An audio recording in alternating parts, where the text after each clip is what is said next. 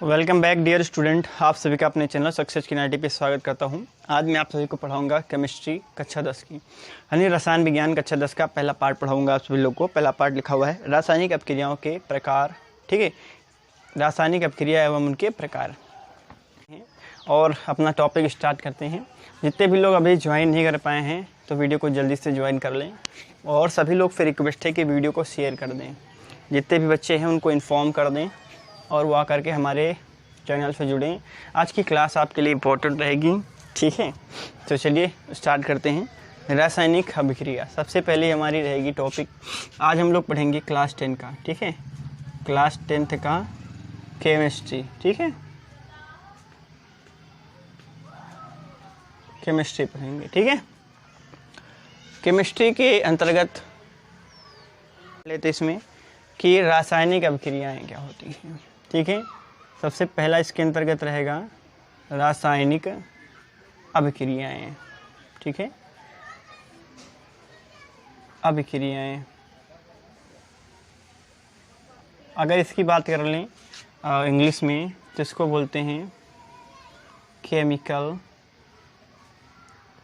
Reactions.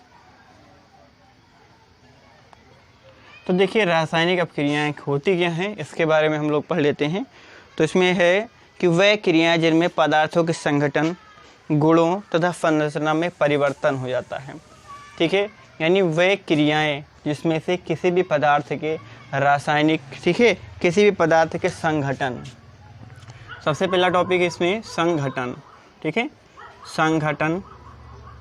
दूसरा क्या है, ठीक है, सबसे पहला लिखा हुआ है संगठन में परिवर्तन हो जाए। दूसरा क्या लिखा हुआ है, गुण में परिवर्तन हो जाए। ठीक है, गुणों में परिवर्तन हो जाए। तीसरा इसमें संरचना में परिवर्तन हो जाए। ठीक है, जब किसी पदार्थ के, ठीक है, जब किसी पदार्थ के, ठीक है, एक मतलब कुछ ऐसी क्रियाएं होती हैं जिससे किसी पदार्थ के संगठन, गुणों और संरचना में परिवर्तन हो जाता है, तो वे सभी क्या कहलाती हैं, रासायनिक अभिक्रियाएं कहलाती हैं। ठीक है, क्या कहलाती हैं, रासायनिक अभिक्रियाएं कहलाती हैं। देखिए संगठन का मतलब है वह जिससे बना है। ठीक है, जिससे मिलकर बना है। ठीक है, वह जिससे मिलकर के बना है। अगर ये बदल जाए, शुरू में कुछ और रहे बाद में कुछ और हो जाए, किसी और से चीज़ से मिलकर के बन जाए। गुण का मतलब क्या है, उसकी प्रकृति कैसी है। ठीक है, प्रकृति कैसी है, उसके गुण क्या है। ठीक है, गुण क्या है।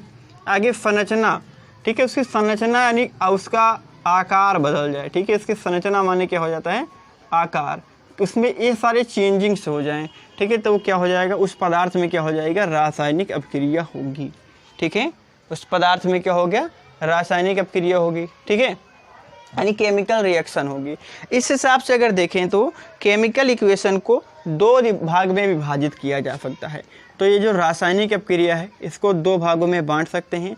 एक को बोलते हैं नाभिकीय अभिक्रिया। ठीक है, क्या बोला जाता है, नाभिकीय अभिक्रिया। इसको अगर अंग्रेजी में बात करें तो इसको बोला जाता है न्यूक्लियर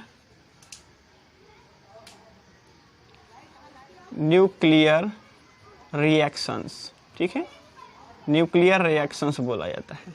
ठीक है, तो इसके बारे में बात कर लेते हैं। न्यूक्लियर रिएक्शंस आखिर में होती क्या हैं।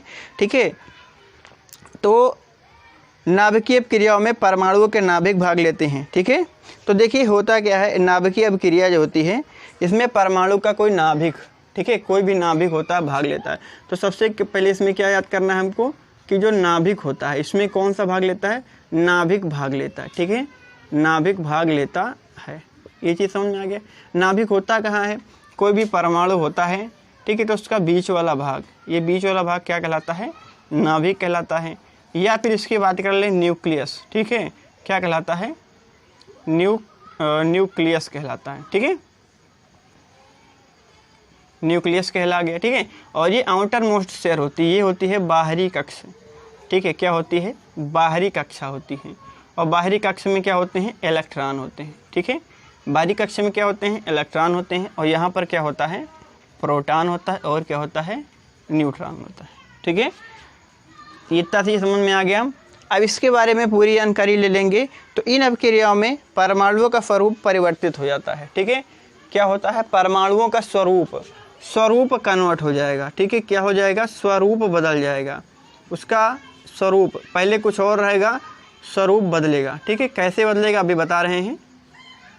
अब देखिए इसमें स्वरूप कैसे बदल जाएगा। जैसे मान के चलिए हमारा सन है, सन के अंदर कौन सी होती है क्रिया, आप सभी लोग बताएंगे। संलयन होता है। ठीक है, कौन सी होती है? संलयन होता है। ये सन लिखा हुआ है, सन है। और इसके अंदर जो ये लाइट होती है, ये लाइट किसके कारण होती है? ठीक है, ये होती है न्यूक्लियर रिएक्शंस के कारण होती है। ठीक है, तो न्यूक्लियर रिएक्शंस में होता क्या है? दो हाइड्रोजन परमाणु आपस में मिल करके एक हीलियम परमाणु का निर्माण कर दे हैं। तो यहाँ पर देखिए ये इसके हाइड्रोजन के दो नाभिक मिलकर के किसका निर्माण कर लेते हैं? हीलियम का निर्माण कर लेते हैं। इससे इनका स्वरूप क्या हो गया? बदल गया। पहले क्या था? हाइड्रोजन था। ठीक है, पहले क्या था? हाइड्रोजन था, बाद में क्या हो गया? हीलियम हो गया। ठीक है, क्या हो गया? हीलियम हो गया। अब यहीं से बात कर लें, इसका परमाणु क्रमांक कितना होता है? 1 होता है। इसका परमाणु क्रमांक कितना होता है? 2 होता है। ठीक है, ये क्या लिखा हुआ है? परमाणु क्रमांक होता है। याद रखिएगा सभी लोग कि परमाणु क्रमांक, ठीक है, क्या होता है ये चीज़ समझ लेते हैं। जैसे कोई भी प्रतीक लिखा हुआ है, हाइड्रोजन है, ये जो नीचे लिखा जाता है ये क्या लिखा होता है? परमाणु क्रमांक होता है। ठीक है, नीचे वाला क्या होता है? परमाणु क्रमांक होता है। और ऊपर वाला क्या होता है? यहाँ पर जैसे लिखा हुआ 1 लिखा हुआ है, तो ये क्या होता है? हमारा परमाणु भार होता है। ठीक है, परमाणु भार होता है। ठीक है, ये चीज़ सभी को समझ में आ गया है। ये क्या हो, ऊपर वाला क्या होता है? परमाणु भार होता है। ओके, यहाँ पर क्या हो जाएगा? इसमें नाभिक भाग लेते हैं। ठीक है, नाभिकीय रिएक्शंस में क्या होता है? जैसे कि नाम है नाभिक, नाभिकीय, तो भैया किसी परमाणु के कौन सा भाग लेगा? नाभिक भाग लेगा। ठीक है, नाभिक भाग लेते हैं। अब इसमें इस क्रिया के फलस्वरूप क्या हो जाएगा? जो परमाणु का स्वरूप है वो बदल जाएगा, है ना। परमाणु का स्वरूप क्या हो जाएगा? बदल जाएगा। ठीक है, अर्थात क्या हो जाएगा? एक प्रकार के जो परमाणु हैं, कोई भी परमाणु दूसरे परमाणु में क्या हो जाएगा? परिवर्तित हो जाएगा। ठीक है, अब देखिए यहाँ पर हमने अभी बता दिया हाइड्रोजन होता और किस में कन्वर्ट हो गया? हीलियम में कन्वर्ट हो गया। ठीक है, और ये हमारी क्या है? नाभिकीय संलयन की क्रिया। ठीक है, नाभिकीय संलयन की क्रिया है।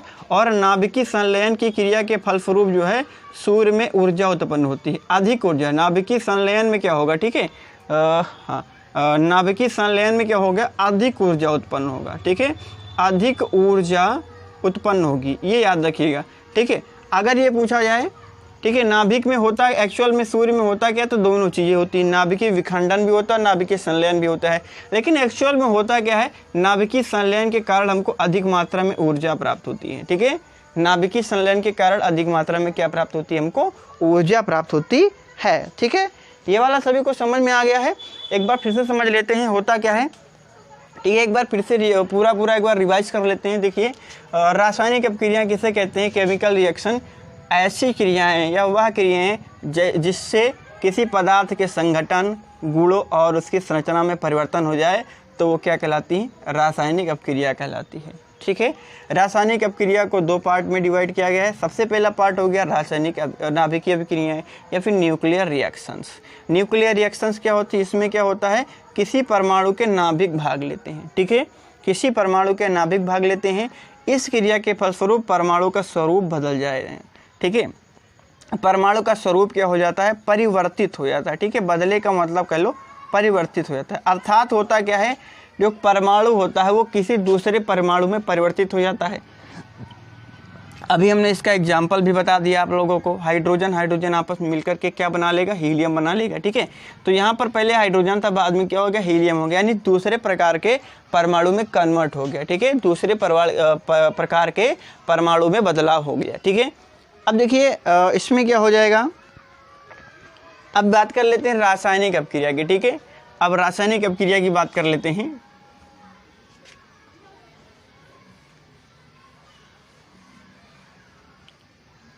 ठीक है, ये ऊपर वाला अभिक्रिया था। अब रासायनिक अपक्रिया की बात कर लेते हैं, इसी के बारे में बात कर लेते हैं। ठीक है, ये ऊपर वाला अभिक्रिया हो गया। देखिए अभिक्रिया है। ठीक है, अभिक्रिया देखिए अभिक्रिया को 2 पार्ट में डिवाइड किया। सबसे पहला था हमारा नाभिकीय। ठीक है, नाभिकीय अभिक्रिया। ठीक है, नाभिकीय अभिक्रिया था। और दूसरा पार्ट क्या था हमारा? कौन सा था? रासायनिक अपक्रिया। ठीक है, रासायनिक अभिक्रिया। तो ऊपर वाला समझ लेंगे आप सभी लोग, ठीक है, कि जब किसी पदार्थ में मतलब क्या हो जाए, संगठन में या गुण में या संरचना में परिवर्तन हो जाए तो अपक्रिया कहलाती है। अपक्रिया दो प्रकार की होती है, एक नाभिकीय अपक्रिया होती है, एक है रासायनिक अपक्रिया, ठीक है। तो नाभिकीय अपक्रिया में नाभिक भाग लेते हैं, ठीक है। अब रासायनिक अपक्रिया की बात कर लेते हैं, ठीक है। तो इसमें क्या होता है, रासायनिक अपक्रिया में परमाणु के बाह्यतम इलेक्ट्रॉन भाग लेते हैं, ठीक है। परमाणु के कौन सा भाग लेता है, बाह्यतम इलेक्ट्रॉन भाग लेते हैं। तो इस प्रकार के, ठीक है, इस प्रकार के जो रासायनिक अपक्रिया होती है इसमें परमाणु जो होता है लगभग क्या होता है, अविभाज्य होता है। अविभाज्य का मतलब होता है वो टूटता नहीं है, ठीक है। परमाणु क्या होता है, लगभग अविभाज्य होता है, ठीक है। ये तो थी डिफिनेशन, ठीक है, यानी स्वरूप उसका नष्ट नहीं होगा। चलिए इसके बारे में बात कर लेते हैं। चलिए देखिए, यहाँ पर हमने आपको बता दिया कि रासायनिक अपक्रिया के अंतर्गत, रासायनिक अपक्रिया को हम लोग केमिकल रिएक्शन बोलते हैं, ठीक है। रासायनिक अपक्रिया को हम लोग क्या बोलते हैं, केमिकल रिएक्शन बोला जाता है, ठीक है। इसमें कौन भाग लेता है, किसी भी परमाणु के, ठीक है, परमाणु के बाह्यतम इलेक्ट्रॉन भाग लेते हैं, ठीक है। बाह्यतम इलेक्ट्रॉन भाग लेंगे, ठीक है। इनसे क्या होगा, परमाणु का स्वरूप नष्ट नहीं होगा, ठीक है। क्या होगा, परमाणु का स्वरूप नष्ट नहीं होता है, यानी परमाणु जैसा है उसको वैसा ही रहेगा, यानी वो परमाणु नहीं कन्वर्ट हो जाएगा, ठीक है। अब इसे यहाँ पर उदाहरण की अगर बात कर लें, ठीक है, उदाहरण की अगर हम लोग बात कर लेते हैं कि रिएक्शंस होती क्या है, जैसे जिंक था, ZnO था, ठीक है, जिंक ऑक्साइड था, ये अगर रिएक्शन कर लेगा, ठीक है, H2SO4 यानी सल्फ्यूरिक एसिड से अपक्रिया करेगा, तो देखिए यहाँ पर क्या होगा, यहाँ पर ये हो जाएगा ZnSO4 प्लस में क्या हो जाएगा H2O। कहा गया है कि इसे बाह्यतम इलेक्ट्रॉन भाग लेते हैं, ठीक है। अगर इसकी हम लोग पूरी केमिकल को खोल के देखें, ठीक है, तो देखिए जिंक के ऊपर क्या होता है, 2+ होता है और ऑक्सीजन के ऊपर 2- होता है, ठीक है। और यहाँ पर अगर बात कर लें, ठीक है, तो SO4 के ऊपर क्या होता है, डबल- होता है और हाइड्रोजन के ऊपर प्लस, तो 2 हाइड्रोजन तो डबल फिर प्लस हो जाएगा, ठीक है। अब देखिए इसका मतलब क्या है, इसके बाह्यतम कोश में 2 इलेक्ट्रॉन, ठीक है, क्या मतलब 2 इलेक्ट्रॉनों से संयोग करेगा, ये भी 2 इलेक्ट्रॉनों से, ये भी 2 इलेक्ट्रॉनों से, ये 2 इलेक्ट्रॉनों से। ये जो लिखी हुई है ये क्या लिखा हुआ है, ये संयोजकता लिखा हुआ है, संयोजकता। संयोजकता क्या होती है, ठीक है, यानी कोई भी परमाणु जितने इलेक्ट्रॉनों से संयोग करके अपना अष्टक बना लेता है, ठीक है, वो क्या कहलाता है, संयोजकता कहलाता है, ठीक है। फिर समझ लीजिए, कोई भी परमाणु जितने इलेक्ट्रॉनों से संयोग करके अपने अष्टक को पूरा करता है, ठीक है, तो क्या कहलाता है, संयोजकता कहलाता है। ये प्लस और माइनस क्या होता है, आवेश की बात कर लेंगे, ये प्लस माइनस का मतलब होता है आवेश, ठीक है। आवेश होता है, एक धन होता है, एक ऋण आवेश होता है, ठीक है। तो देखिए प्लस का मतलब होता है इलेक्ट्रॉन को त्याग रहा है, ठीक है, त्यागना। प्लस का मतलब होता है इलेक्ट्रॉन को त्यागना और माइनस का मतलब होता है ग्रहण करना, ठीक है, ग्रहण करना। ये क्या काम करेगा, अपना 2 इलेक्ट्रॉन देगा और बगल वाला 2 लेगा, इसलिए इसके ऊपर 2+, ये 2-, ठीक है। और एक चीज़ याद रखिएगा, जब कभी ये कॉम्बिनेशन होगा, जो कभी यौगिक बनेगा तो क्या बनेगा, अपने समान संयोजकता वाले से बनेगा। अब ये नहीं कि ये वाला हमारा 3 हो, ये वाला 2 हो, तो नहीं बन पाएगा, स्थायित्व तो नहीं रहेगा, ठीक है। कोई भी हमारा यौगिक होता है तभी निर्मित होता है जब उसका स्थायित्व हो जाए, ठीक है। उसका स्थायित्व हो जाएगा, वो तुरंत ही रुका रहेगा, ठीक है, टूटेगा नहीं, डिसोसिएट नहीं होगा, ठीक है, नहीं टूट पाएगा। इसी तरीके से हमारा SO4 था, इसके ऊपर डबल- यानी 2 इलेक्ट्रॉन को ग्रहण कर रहा था, अब हाइड्रोजन इसलिए हमने 2 लेना पड़ा, ठीक है। ये बाह्यतम कोश में ही हमारा क्या होगा, एक कॉम्बिनेशन होगा, कॉम्बिनेट बाह्यतम कोश में ही करेगा, यानी क्या होगा, परमाणु के बाह्यतम इलेक्ट्रॉन ही भाग लेंगे, यही वाला जो खाली कोश है यही हमारे भाग लेंगे। अब क्या होगा, इसका ये प्लस वाला जाकर के इसके माइनस वाले से संयोग करेगा, क्योंकि अट्रैक्शन कब होगा, जब प्लस और माइनस विपरीत पोल मिलेगा, जब अपोजिट पोल मिलेगा, ठीक है। हमको जब जो है अपोजिट पोल मिलेगा तभी तो हमारा कॉम्बिनेशन होगा। कोई भी चीज़ है जब अपोजिट पोल पर होती तभी तो कॉम्बाइन करती हैं, ठीक है। और क्या हो जाएगा, ये प्लस और ये माइनस दोनों में, देखो 2 ये था, ये 2 था, तो बन करके क्या होगा, जिंक सल्फेट बन गया, ZnSO4 का निर्माण हो गया। अब देखिए ये वाला प्लस है और ये वाला माइनस है, ये वाला प्लस है, दोनों आप अपने कंबाइन कर लेगा तो क्या बना लेगा, जल का निर्माण कर लेगा, ठीक है। क्या बना लेगा, जल का निर्माण कर लेगा। तो देखिए यहाँ पर परमाणु का स्वरूप नष्ट नहीं हुआ, लेकिन परमाणु की बाह्यता में इलेक्ट्रॉन ने भाग लिया, बाह्यता में इलेक्ट्रॉनों ने भाग लिया, लेकिन परमाणु का स्वरूप नष्ट नहीं हुआ।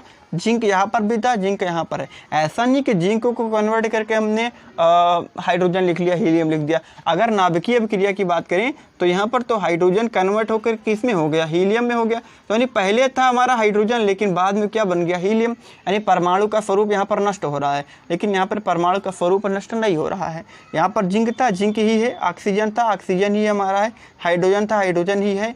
और सल्फर था, सल्फर ही है। ऑक्सीजन था, ऑक्सीजन ही है। यानी जो था हमारे पास में वही चीज़ें हमको प्राप्त हुई है। ठीक है, तो ये हमारी सभी क्या हो गई हैं, रासायनिक अभिक्रिया। ये दूसरा पार्ट था। ठीक है, रासायनिक अभिक्रिया। अभिक्रिया के दो पार्ट हैं, एक नाभिकीय अभिक्रिया, एक हमारी क्या हो गया, रासायनिक अभिक्रिया हो गया। ये चीज़ें सभी को समझ में आ गई हैं। ठीक है, तो चलिए आगे की बात कर लेते हैं। ठीक है, रासायनिक समीकरण की बात कर लेते हैं। ठीक है, अगला इसमें रहेगा रासायनिक समीकरण। अब देखिए रासायनिक समीकरण क्या होती है। कोई भी हमारी अभिक्रिया है, अगर उसको हम लोग शब्द के रूप में लिखेंगे तो उसकी व्याख्या हो जाएगी बहुत बड़ी। ठीक है, अगर हम लोग उसको शब्द के रूप में लिखेंगे तो हमारी क्या हो जाएगी, व्याख्या बहुत बड़ी हो जाएगी। ठीक है, अब उस व्याख्या को छोटा करने के लिए हम लोग क्या करते हैं, जो सूत्र के माध्यम से कोई भी अभिक्रिया को लिख देते हैं। ठीक है, तो वो क्या कहलाती है, हमारी रासायनिक अभिक्रिया, या फिर उसको कह ले हमारी रासायनिक समीकरण। थोड़ा गलत हो गया था, ये क्या हो जाएगा, रासायनिक समीकरण हो जाएगा। ठीक है, केमिकल इक्वेशन हो गया। ठीक है, इसको अंग्रेजी में अगर बात कर लें तो केमिकल, ठीक है, इक्वेशन, इक्वेशन माने होता है समीकरण। ठीक है, केमिकल इक्वेशन हो गया। ठीक है, यानी कहने का मतलब क्या है कि अगर हम लोग किसी भी रासायनिक किसी भी अगर अभिक्रिया को लिखेंगे शब्दों के रूप में, ठीक है, तो उसका क्या हो जाएगा, उसकी व्याख्या बहुत बड़ी हो जाएगी। ठीक है, तो इसलिए इसको हम लोग सूत्र के माध्यम से लिखते हैं, उसे हम लोग क्या कहते हैं, रासायनिक समीकरण कहते हैं। ठीक है, जैसे अब देखिए अब कोई भी हमारा जैसे अभिक्रिया करना है, जैसे क्या है, हिंदी में लिखा हुआ है कि जब जिंक ऑक्साइड सल्फ्यूरिक अम्ल के साथ अभिक्रिया करके जिंक सल्फेट तथा जल बनाता है। अब देखिए ये लिखना पड़ेगा हमको, तो ये कितनी बार लिखेंगे, बहुत बार लिखना पड़ेगा, इसलिए हमको क्या करना पड़ा, यहाँ पर रासायनिक समीकरण लिखना पड़ा। अब देखिए क्या हो गया यहाँ पर, रिएक्शन इस तरीके से कि जिंक ऑक्साइड, ठीक है, ये क्या है, हमारी रासायनिक समीकरण है, जिंक ऑक्साइड, ठीक है, जिंक ऑक्साइड प्लस, ठीक है, सल्फ्यूरिक अम्ल, ठीक है, सल्फ्यूरिक अम्ल, ठीक है, ये सल्फ्यूरिक अम्ल लिखा हुआ है। ये अभिक्रिया करके क्या बना लेगा, जिंक सल्फेट बना लेगा। ठीक है, ये बना लेगा जिंक सल्फेट और क्या बना लेगा, जल बना लेगा। इसको हम लोग कहते हैं रासायनिक समीकरण। ठीक है, अगर हमारा कोई भी रासायनिक अभिक्रिया जो है, अगर उसको शब्द में लिखना संभव ना हो या फिर उसका व्याख्यान क्या हो जाता है, बहुत बड़ा हो जाता है, तब हम लोग क्या कहते हैं, उसको समीकरण के रूप में बना लेते हैं। तो ये हमारी क्या हो गई, एक रासायनिक समीकरण। रासायनिक यौगिकों को सूत्र के रूप में लिख दिया। अब आगे यहाँ पर क्या हमारा कि रासायनिक सूत्र के प्रयोग के द्वारा हम लोग क्या करेंगे, रासायनिक समीकरण लिखेंगे। ठीक है, अगला टॉपिक है इसके अंदर रासायनिक सूत्र के द्वारा। ठीक है, देखिए रासायनिक सूत्र क्या होता है, इन्हीं शब्दों का क्या होता है, सूत्र होता है। ठीक है, रासायनिक सूत्र के माध्यम से समीकरण को लिखना कैसे, अब जैसे जिंक ऑक्साइड है, इसको हिंदी में लिखेंगे तो बहुत बड़ा हो जाएगा, सूत्र के माध्यम से लिख देते हैं। तो जिंक ऑक्साइड का क्या होगा, ZnO हो जाएगा, सल्फ्यूरिक एसिड का होता है H2SO4 होता है, और आगे क्या हो जाएगा, जिंक सल्फेट तो ZnSO4 हो जाएगा, और आगे क्या होगा, जल तो H2O। तो इस तरीके से अगर हम लोग लिख लेंगे तो ये किसके माध्यम से लिखा गया, रासायनिक सूत्र के माध्यम से रासायनिक समीकरण को लिखा गया है। ठीक है, ये चीज़ें सभी को क्लियर हो गई हैं। अगर क्लियर हो गई हो तो आप लोग बताइएगा, अगर नहीं क्लियर हो पाई हैं तो भी बताइएगा। वीडियो कैसा लग रहा है, वीडियो को अगर अच्छा वीडियो लग रहा है तो आप लोग वीडियो को लाइक भी कर सकते हैं और वीडियो को शेयर भी कर सकते हैं अपने दोस्तों तक। चूँकि अभी केमिस्ट्री की क्लास चालू हो गया, आप लोगों ने कहा था सर केमिस्ट्री की क्लास चालू कर दीजिए। और एक चीज़ इन्फॉर्मेशन मैं आप लोग को बता दूँ, आज मैथ की क्लास नहीं हो पाएगी, चूँकि केमिस्ट्री की क्लास लेट में हो रही है, चूँकि नेटवर्क प्रॉब्लम है इस टाइम, तो इसलिए आज मैथ की क्लास आपकी नहीं हो पाएगी। ठीक है, चलिए आगे क्लास कंटिन्यू करते हैं। देखिए आगे क्या है कि संतुलित रासायनिक समीकरण। ठीक है, संतुलित रासायनिक समीकरण होता क्या है, इसके बारे में देख लें। संतुलित रासायनिक समीकरण, ठीक है, लिखा हुआ है संतुलित रासायनिक समीकरण यानी इक्वल केमिकल रिएक्शंस। ठीक है, इक्वल केमिकल रिएक्शन यानी होगा क्या, एक अच्छा संतुलित रासायनिक समीकरण होती क्या है, होता क्या है, जब किसी भी रासायनिक अपक्रिया में अभिकारक और उत्पाद दोनों में परमाणुओं की संख्या बराबर हो जाए, उसे हम क्या कहेंगे, संतुलित रासायनिक समीकरण। फिर से समझ लेंगे, जब अभिकारक, ठीक है, अभिकारक में परमाणु की संख्या बराबर उत्पाद में परमाणु की संख्या। यदि कहने का मतलब है कि जब किसी भी रासायनिक अभिक्रिया में जब अभिकारक में जो जितने भी परमाणु आएंगे, ठीक है, उनकी संख्या उत्पाद के परमाणु की संख्या के बराबर हो जाए, तो उसे हम लोग क्या बोलते हैं, संतुलित रासायनिक समीकरण बोलते हैं। ठीक है, क्या बोलते हैं, संतुलित रासायनिक समीकरण बोला जाता है। ठीक है, अगर होगा तब तो बोलेंगे, नहीं होगा तो उसको करना पड़ेगा, संतुलित करना पड़ेगा, यानी उस अभिक्रिया को हमको संतुलित करना पड़ेगा। तो देखेंगे संतुलित कैसे करेंगे, जब दोनों बराबर होंगे। अच्छा, अभिकारक क्या होता है ये भी समझ लेते हैं। अभिकारक का मतलब होता है, अभि माने अभिक्रिया, ठीक है, कारक माने करने वाला, ठीक है, करने वाला, यानी कि वह यौगिक या वह पदार्थ जो अभिक्रिया को इनिशिएट करते हैं, प्रारंभ करते हैं, ठीक है, प्रारंभ करते हैं, उन्हें क्या कहते हैं, अभिकारक बोला जाता है। अब अभिक्रिया के फल स्वरूप जो पदार्थ हमको प्राप्त होते हैं तो वे क्या कहलाते हैं, उत्पाद कहलाते हैं। क्या कहलाते हैं, उत्पाद कहलाते हैं। ये कहाँ होता है, अभिकारक होता है तीर के निशान के, तीर के आगे जैसे ये है, तो यहाँ पर क्या लिखेंगे, अभिकारक लिखेंगे। ठीक है, क्या लिखेंगे भैया, अभिकारक लिखेंगे, और तीर के निशान के इधर क्या लिखेंगे, उत्पाद लिखेंगे। ठीक है, क्या लिखेंगे, उत्पाद लिखेंगे। ठीक है, ये चीज़ सभी को क्लियर हो गया है। अगर नहीं क्लियर हुआ तो आप लोग बताएंगे हमें, और कैसे बताना है आप लोग को कमेंट करके बता देना है। ठीक है, आपके कमेंट को भी ले लिया जाएगा और आपके प्रॉब्लम को भी सॉल्व कर दिया जाएगा। अगर ये आप लोग चाहते हैं तो समझ सकते हैं, आपके पास बुकें अवेलेबल हैं, आप लोग अपने बुक से भी पढ़ सकते हैं। ठीक है, अच्छा, अब रासायनिक समीकरण संतुलित करना भी तो सीख लेंगे।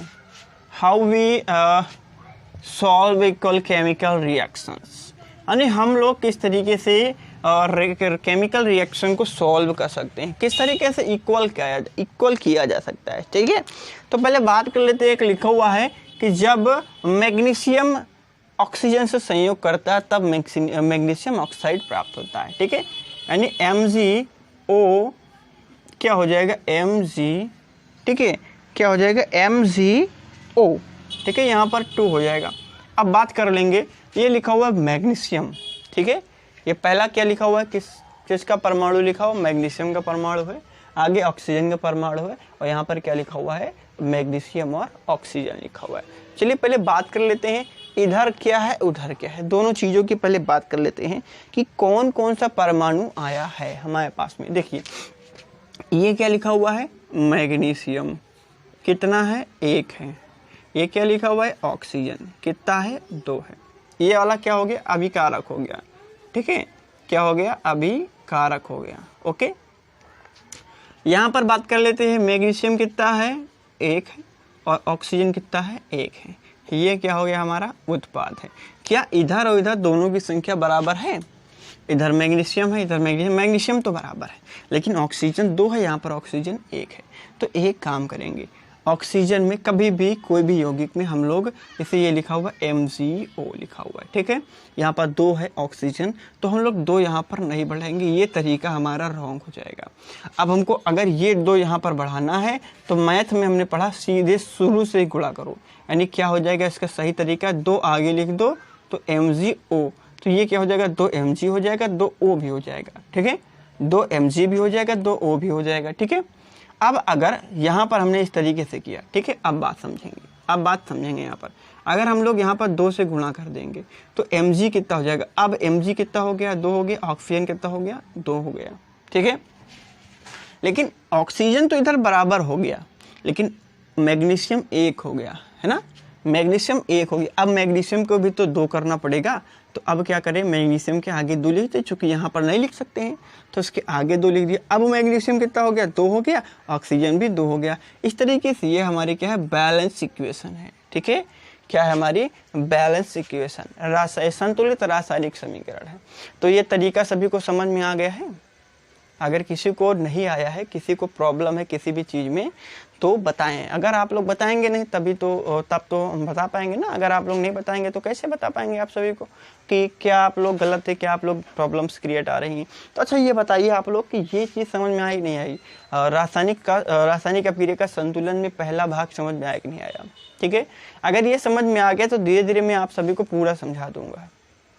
ये मान के चलिए इस बार में ये नहीं पूछा गया था अभिक्रिया को संतुलित करना, लेकिन ये हर बार नहीं होगा कि हर बार ना पूछा जाए। ये बहुत ही सरल चैप्टर होता है और इसको हमको याद करना होता है, ये बहुत इंपॉर्टेंट होता है, ठीक है। चलिए अच्छा अगला उदाहरण लेते हैं और अगला उदाहरण को कोशिश करते हैं करने के लिए, ठीक है। चलिए अगला उदाहरण ले लेते हैं। अच्छा अभी अपक्रिया लिखेंगे, ठीक है, अपक्रिया लिखेंगे और आप लोग बताना संतुलित है कि नहीं है, ठीक है। कमेंट में कमेंट करना, फटाफट कमेंट कर देना आप लोग कि संतुलित है कि नहीं है। पहली अपक्रिया लिखी हुई NaOH सोडियम हाइड्रोक्साइड लिखा हुआ है और दूसरा लिखा हुआ है HCl हाइड्रोक्लोरिक एसिड लिखा हुआ है, ठीक है। ये क्या लिखा, सोडियम हाइड्रोक्साइड लिखा हुआ है, ये हाइड्रोक्लोरिक एसिड लिखा हुआ है या फिर हाइड्रोजन क्लोराइड इसको बोलते हैं, ठीक है। यहाँ पर क्या होगा, NaCl साल्ट का निर्माण कर लेगा, ये सोडियम क्लोराइड है, साल्ट हो गया, ठीक है।